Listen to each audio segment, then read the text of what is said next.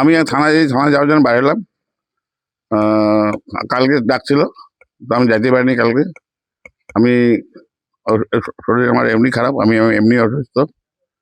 তার মধ্যে একটু ট্যুরে গেছিলাম, ওখান থেকে আসতে বিকেল 3টার সময় আসছি। মানে রাজনীতিতে সত্য তো আছেই, মানে কে বড় হবে কে ছোট হবে, আমি দায়িত্ব পালে আপনি পাবেন না, এই ধরনের একটা তো ভাব আছেই।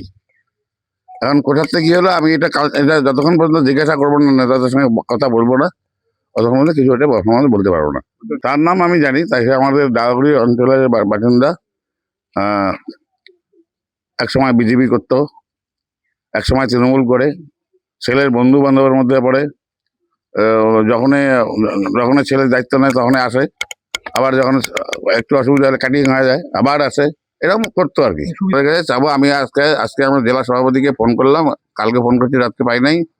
ও কুচবিহারে দেখা হয়েছিল হসপিটালের সামনে, ওখানে তো অত কথা বলা যায় না। ওখানে কমলবাবুর ছেলে ছিল, আমার উদয়নবাবু ছিল মন্ত্রী, তারপরে ওখানে জলিলদা ছিল, সবাই ছিল। হ্যাঁ, তা ওখানে তো অত কথা বলি নাই। আমি পার্সোনাল বাড়িতে দেখে বলবো যে আমি যা বলবো কথা যেন আমার লিকুইড না হয়।